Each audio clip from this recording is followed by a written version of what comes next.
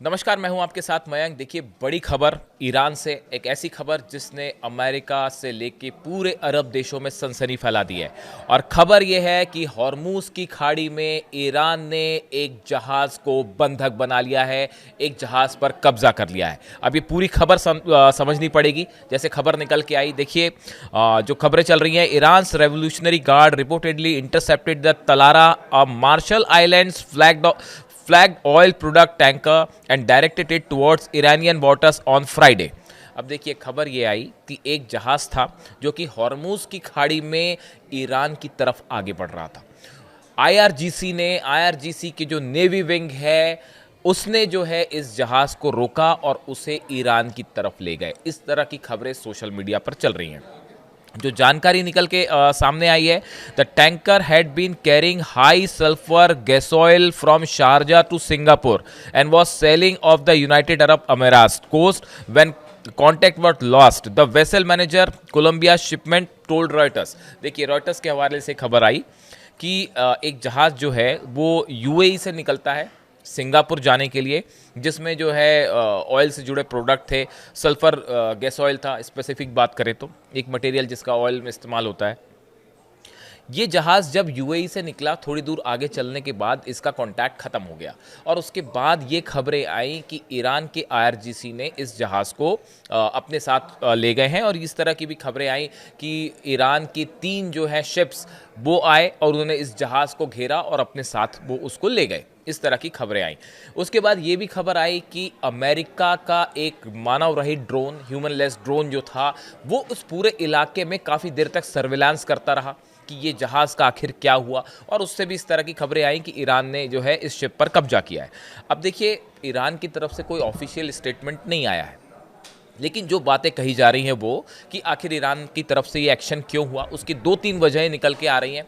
पहली वजह ये बताई जा रही है कि ईरान को का कहना है कि ये जहाज़ जो है वो ईरान की जल सीमा के अंदर दाखिल हो गया था। यानी कि ईरान स्ट्रेट ऑफ हॉर्मूज़ में, हॉर्मूज़ की जो खाड़ी है जहाँ पे देखिए अलग अलग इलाके होते हैं, और ईरान की जो जल सीमा है उसके अंदर ये दाखिल हो रहा था जहाज़, इसलिए उसे कैप्चर किया गया। बात नंबर 1। बात नंबर 2 ये भी कही जा रही है, जो इस तरह से सोर्सेज से ईरान की खबरें हैं कि ऑफिशियल नहीं है, मैं फिर से दोहराऊंगा, इस बारे में अभी ईरान ने कोई ऑफिशियल स्टेटमेंट नहीं दिया है, लेकिन इस तरह से जो है खबरें जो चल रही हैं कि इसमें इलीगल तरीके से ऑयल ले जाया जा रहा था और वो ईरान की सीमा के भीतर दाखिल हुआ, इसलिए पकड़ा गया। यानी एक प्रकार से स्मगलिंग हो रही थी ऑयल की और वो ईरान की सीमा के करीब पहुंचा, इसलिए शक के आधार पर उसको ईरान की नेवी ने रोका है। इस तरह की बात है। देखिए, कई चीज़ें हैं। अभी हाल ही में अमेरिका ने कई कंपनीज पर प्रतिबंध लगाया है और इस तरह के आरोप लगे हैं कि ये ईरान के मिसाइल प्रोग्राम को मदद कर रही हैं, ईरान के ड्रोन जो बनाने का पूरा प्रोग्राम है इसमें मदद कर रही हैं। गौर करने वाली बात है, इसमें कई देश हैं, चाइना के भी कई इसमें जो है लोग शामिल थे और कंपनीज हैं जिनके ऊपर बैन किया गया। यूएई की भी एक कंपनी को बैन किया गया, यहाँ की भारत से जुड़ी भी एक कंपनी और कुछ लोगों को बैन किया गया, ये कहते हुए कि ये ईरान की मदद कर रहे हैं। ऐसा अमेरिका की तरफ से कदम उठाए गए। तो कुछ लोग इसको उसके रिटेलिएशन की तरफ भी देख सकते हैं कि ईरान का कहना ऐसा है कि जब आप हमारे मदद करने वाले लोगों पर बैन लगा सकते हैं तो हम भी आप पर बैन लगा सकते हैं।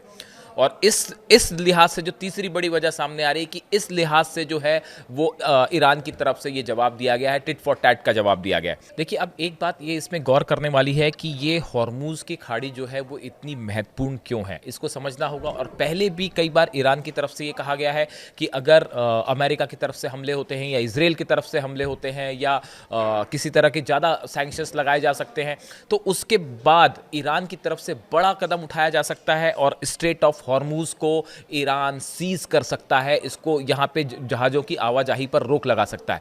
अगर ईरान ने ये कदम उठाया तो बड़ा नुकसान होगा पूरी वर्ल्ड इकॉनमी को। और इसकी और क्यों इससे अमेरिका घबराते हैं, क्यों यूरोपीय देश इससे घबराते हैं या इजराइल इतना परेशान होता है जब भी ये खबर आती है कि ईरान जो है स्ट्रेट ऑफ हॉर्मूज पर बैन लगा सकता है।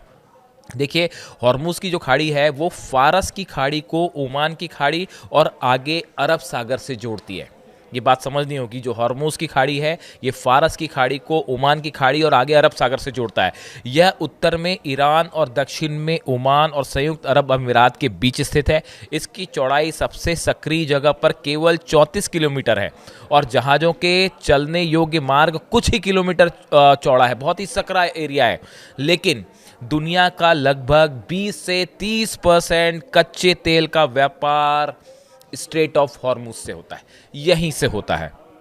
प्रतिदिन माना जाता है कि करीब 20 से 21 मिलियन बैरल ऑयल और उससे रिलेटेड प्रोडक्ट यहां से गुजरते हैं। अब आप सोचिए, अगर स्ट्रेट ऑफ हॉर्मुज पर ईरान कब्जा कर ले, पूरी दुनिया में तेल की सप्लाई पर बहुत बड़ा असर होगा।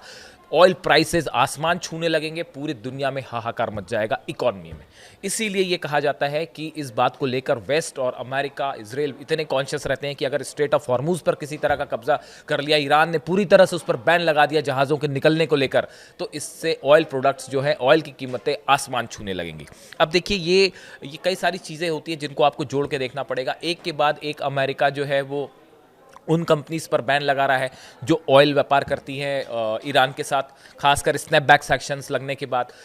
कुछ लोगों पर, इंडिविजुअल्स पर, कुछ ऐसी कंपनीज पर जो है वो बैन लगाने की लगातार कोशिश चल रही है जो ईरान के मिसाइल कार्यक्रम से जुड़ा प्रोडक्ट सप्लाई करती हैं या उससे जुड़ा सामान सप्लाई करती हैं या जिसका इस्तेमाल ईरान जो है वो अपने मिसाइल या ड्रोन का प्रोग्राम को लेकर करता है। मैंने अपने पिछले वीडियो में बनाया था कि मिसाइल बनाने का काफ़ी सारा सामान जो है वो चाइना की तरफ से 2 बड़ी खेप पहुंची ईरान में, जिसको लेकर इजराइल की तरफ से चाइना से बात भी की गई और चाइना ने जवाब दिया कि जो प्रोडक्ट हम सप्लाई कर रहे हैं इस पे किसी तरह से इंटरनेशनल लॉ के तहत इस पर बैन नहीं है। हम वो ईरान को सप्लाई करते हैं, उसके बाद ईरान उसका क्या इस्तेमाल करता है वो ईरान जानेगा, बट हम कोई भी इलीगल मटेरियल सप्लाई नहीं कर रहे। और जिस तरह से खबरें आई यूरोपियन इंटेलिजेंस एजेंसीज की तरफ से, जो खबरें आई कि ये बड़ा सामान जो चाइना से शिप के जरिए ईरान पहुंचता है, उससे ईरान का मिसाइल कार्यक्रम तेजी से आगे बढ़ रहा है।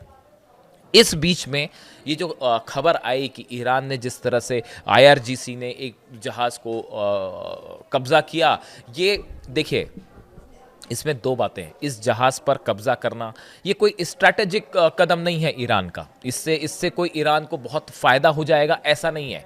कई बार बहुत सारी चीज़ें आप ऐसी करते हैं जो एक सिग्नल दिया जाता है, एक मैसेज दिया जा सकता है कि आप जो है वो हमारे ऑयल बिजनेस पर आप रोक लगाने की कोशिश कर रहे हैं, आप हमारे अलग अलग तरह की जो सप्लाईज़ है उसे रोकने की कोशिश कर रहे हैं, आपने स्नैपबैक सैंक्शंस लगा दिए, तो उसका जवाब है इस शिप पर जो है वो कब्जा करके एक मैसेज दिया गया कि अगर आप सोचते हैं कि सिर्फ आप एक्शन ले सकते हैं तो ऐसा नहीं है, ईरान भी एक्शन ले सकता है।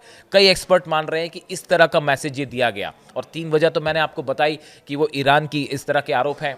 बताया जा रहा है कि वो ईरान की टेरिटरी में जो वाटर टेरिटरी था उसके अंदर उसने प्रवेश किया, या दूसरी चीज़ की इसमें स्मगलिंग का ऑयल इस्तेमाल हो रहा था तो ईरान ने मैसेज दिया कि भाई ये हमारे एरिया से नहीं गुजर सकता। और तीसरी बात कि ये बड़ा एक प्रकार से संदेश था कि जो बैन लग रहे हैं ईरान पर उसको लेकर कि देखिए अगर आगे किसी तरह के हमले होते हैं, इस तरह की भी खबरें हैं कि इजराइल और ईरान के बीच, अब इस तरह की खबरें वेस्ट के कई सारे न्यूज़पेपर्स में, सोशल साइट्स में वायरल हैं कि अब बस कुछ दिनों का वक्त बाकी है और कभी भी इजराइल और ईरान के बीच जंग शुरू हो सकती है।